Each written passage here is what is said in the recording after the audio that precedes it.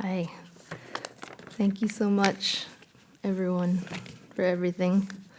I'm going to read a story that I just finished earlier this summer called La Pieta.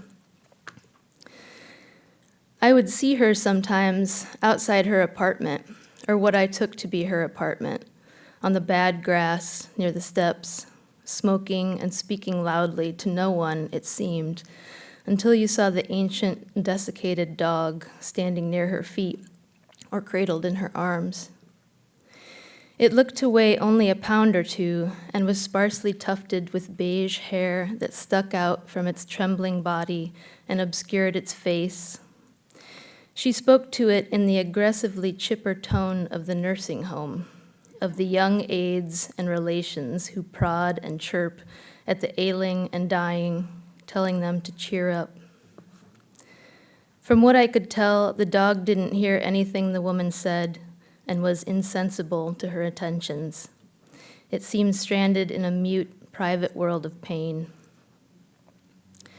On occasion, they could be seen seated at the bistro together, the dog propped on a chair like a poorly preserved little mummy, wearing an ill-fitting sweater and a pearl necklace, or on the lake path, where the woman bustled the dog along in a black stroller like the young mothers did with their infants. But unlike the squalling babies who were learning to ask for what they wanted, the dog endured the bumpy trip without protest or interest.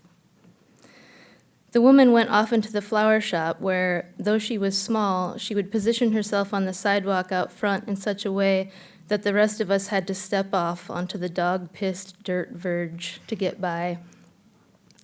She had a hard, sharp little face, and she looked me in the eye when I passed. The look was demanding, confrontational. She expected me to stop, to say something, but I never did. I wore sunglasses and was glad to have that barrier between us. They weren't the only neighbors I noticed. There was the mayor and his golden retriever, the unhappy French couple and their dirty white poodles, the retired postman and his fat black pug. But the strange woman and her cadaverous dog occupied my thoughts more than the others did. I got a weird thrill when I saw them, like spotting an eccentric celebrity at the grocery store. One day when I walked up Ripley Street, the duo was on the steps of a stucco duplex ahead, several blocks from the apartment building where I thought they lived. The woman occupied the stoop with an easy, proprietary air, and the tips of the dog's stiff hair were lit up like dry grass seed heads in the sun. There was something saintly in its posture of resigned suffering. Where it was bald, the dog's tender pink skin showed. The woman was speaking. She projected her voice like a professional. On my own birthday, she said, I sent my mother a card to thank her for birthing me, but she didn't send me a card. She didn't send a gift. She didn't even call. The woman and I were a handshake apart, and she stared at my face, waiting for a response. But I was thinking about the little dog. Was she the woman's surrogate self to dote on, to nurse? Or was she her toothless mother dummy to pity and push around? Was she both? I didn't see them again for the remainder of the spring, though I continued to walk all my regular routes. After that, I endured a period of personal hardship and general bad luck, during which I thought of little other than the problems that continued to pile up in front of me like uncollected garbage. It was a shock then when I passed them one afternoon toward the end of summer in the alley behind the singing violin.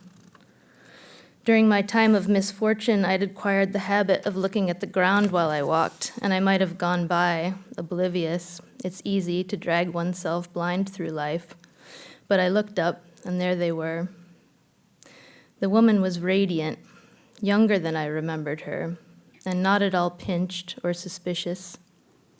Her eyes were skyward, and she wore a sleeveless shirt that bared her glowing arms, bent in a cradle across her torso, within which the little dog lay limp, head hanging off to the side like a wet rag, a string mop, a game bird's carcass. She reminded me of that famous sculpture, O Mother, Daughter of Your Son, wherein the woman is made youthful and beautiful by grief. Thanks.